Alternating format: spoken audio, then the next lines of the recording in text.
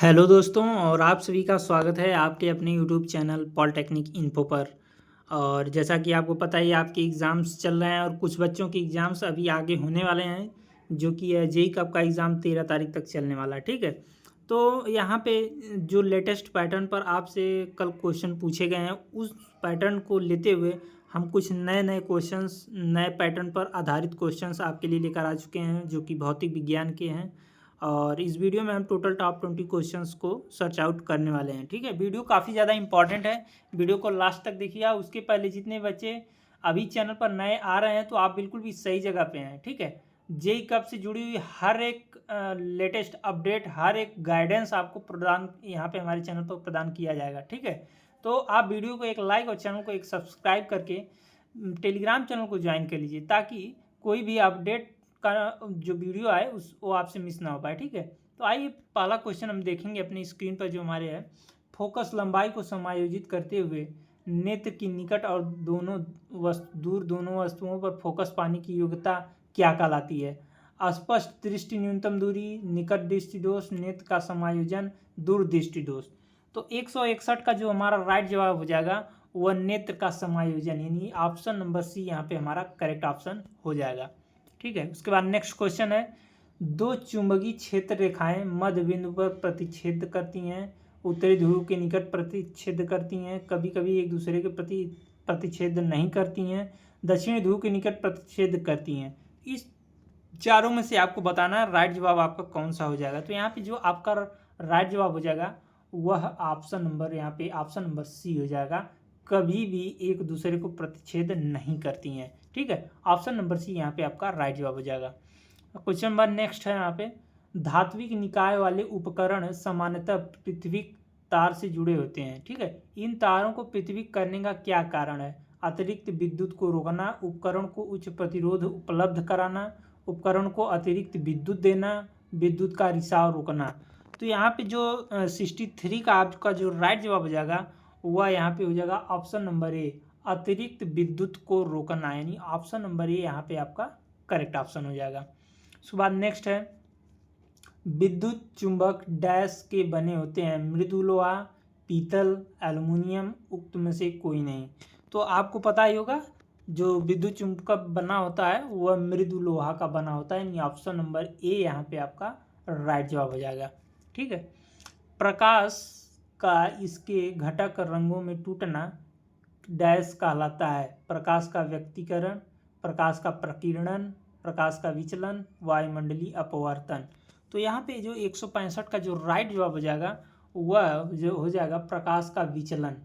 प्रकाश का इसके घटक रंगों में टूटना प्रकाश का विचलन कहलाता है, यानी ऑप्शन नंबर सी यहाँ पे आपका करेक्ट ऑप्शन है। एक गोलाकार दर्पण के परावर्तक पृष्ठ का केंद्र एक बिंदु है जो डैश कहलाता है, वक्र का केंद्र कहलाता है, छिद्र, ध्रुव, मुख केंद्र। तो 166 का जो राइट जवाब आपका हो जाएगा वक्र का केंद्र हो जाएगा, वक्रता केंद्र, यानी ऑप्शन नंबर ए यहाँ पे आपका राइट जवाब हो जाएगा। उसके बाद एक गोलाकार दर्पण का मुख्य फोकस डैश के बीच होता है, वक्रता त्रिज्या और ध्रुव के बीच, ध्रुव और वक्रता केंद्र के बीच, वक्रता केंद्र और वक्रता त्रिज्या के बीच, वस्तु और वक्रता त्रिज्या। तो 167 का जो यहाँ पे आपका राइट जवाब हो जाएगा वह ध्रुव और वक्रता केंद्र, यानी ऑप्शन नंबर बी यहाँ पे आपका 167 का option number B is correct option. यहाँ पे हमारा नेक्स्ट क्वेश्चन है, वाहनों की हेडलाइट में 101 यहाँ पे 168 का, वाहनों की हेडलाइट में प्रयुक्त दर्पण का प्रकार है। वाहनों में जो हमारे व्हीकल्स होते हैं उसमें किस प्रकार का दर्पण यूज होता है? उत्तल दर्पण, समतल दर्पण, अवतल दर्पण, समोत्तल दर्पण। तो 168 का जो राइट जवाब हो जाएगा वह ऑप्शन नंबर सी, यानी अवतल दर्पण, ऑप्शन नंबर सी यहाँ पे आपका करेक्ट ऑप्शन हो जाएगा। नेक्स्ट क्वेश्चन है, कार्तीय चिन्ह परिपाटी के अनुसार मुख्य फोकस के सापेक्ष सभी दूरियों को डैश से मापा जाता है, वक्रता केंद्र, ध्रुव, वक्रता त्रिज्या, मुख्य फोकस। तो 169 का जो यहाँ पे राइट जवाब आपका हो जाएगा वो आपका ध्रुव हो जाएगा, ध्रुव, सभी दूरियों को ध्रुव से मापा जाता है। ठीक है, ऑप्शन नंबर बी यहाँ पे आपका राइट जवाब है। उसके बाद क्वेश्चन नंबर 170, एक ऑटोमोबाइल के पिछले शीशे के लिए प्रयुक्त एक उत्तर दर्पण की वक्रता त्रिज्या 3 मीटर है। यदि एक बस इसका दर्पण 5 मीटर दूर हो तो प्रतिबिंब की दूरी पर कितनी दूरी पर बनेगा। 170 का जो आपका जो आंसर है यहाँ पे ऑप्शन नंबर सी हो जाएगा 1.4 मीटर। यहाँ पे ऑप्शन नंबर सी आपका करेक्ट ऑप्शन हो जाएगा। एक समतल दर्पण द्वारा उत्पन्न आवर्धन +1 है, इसका अर्थ क्या है। वस्तु की दूरी ज़्यादा है प्रतिबिंब की दूरी से, प्रतिबिंब की दूरी ज़्यादा है वस्तु की दूरी से, वस्तु की दूरी प्रतिबिंब की दूरी से बराबर है, वस्तु की दूरी प्रतिबिंब की दूरी की दोगुनी है। तो 171 का जो राइट जवाब हो जाएगा वह हो जाएगा ऑप्शन नंबर सी, यानी वस्तु की दूरी बराबर प्रतिबिंब की दूरी। ऑप्शन नंबर सी यहाँ पे करेक्ट ऑप्शन। एक विद्युत परिपथ में एक युक्त डैश कहते हैं। परिपथ में प्रतिरोध को परिवर्तित करने के लिए अक्सर प्रयुक्त होता है। संधारित्र, धारा नियंत्रक, प्रेरित, बैटरी। तो 172 का जो राइट जवाब हो जाएगा वो ऑप्शन नंबर बी, धारा नियंत्रक। ऑप्शन नंबर बी यहाँ पे आपका करेक्ट ऑप्शन हो जाएगा। विद्युत बल्बों के तंतुओं के लिए कौन सा पदार्थ प्रयोग किया जाता है। ठीक है, टंगस्टन, लोहा, एल्युमिनियम, एबोनाइट। तो 173 का जो राइट जवाब हो जाएगा वो ऑप्शन नंबर ए, टंगस्टन। बल्बों में आपको पता ही है, मैं पिछले वीडियो में भी इस क्वेश्चन को सॉल्व करा चुका हूँ। ऑप्शन नंबर ए यहाँ पर करेक्ट ऑप्शन है, बल्ब में टंगस्टन का यूज किया जाता है। ठीक है, नेक्स्ट है, एक विद्युत परिपथ में वोल्ट मीटर का प्रयोग डैश को मापने के लिए किया जाता है। तो वोल्ट मीटर द्वारा क्या नापा जाता है। विभवांतर, विद्युत धारा, प्रतिरोध, उक्त में से कोई नहीं। तो 174 का जो राइट जवाब हो जाएगा, मैं आपको कई बार बता चुका हूँ, वोल्ट मीटर से विभवांतर को नापा जाता है, यानी पोटेंशियल को नापा जाता है। ठीक है, ऑप्शन नंबर ए यहाँ पे आपका राइट जवाब हो जाएगा। उसके बाद निकट दृष्टि दोष को ठीक करने के लिए प्रयुक्त लेंस के प्रकार का नाम बताइए। अवतल लेंस, उत्तल दर्पण, इनमें से कोई नहीं। 175 का जो राइट जवाब हो जाएगा ऑप्शन नंबर ए, अवतल दर्पण। अवतल दर्पण के द्वारा हम निकट दृष्टि दोष को ठीक करते हैं, यानी निकट दृष्टि दोष जिसको भी रहता है उसके लिए डॉक्टर जो है अवतल लेंस का चश्मा उसको प्रदान करते हैं। ऑप्शन नंबर ए यहाँ करेक्ट ऑप्शन हो जाएगा। प्रकाश का व्यतिकरण डैश में देखा जा सकता है। आकाश का नीला रंग, सूर्योदय के समय सूर्य का लाल दिखना, सूर्यास्त के समय सूर्य का लाल दिखना, उक्त सभी।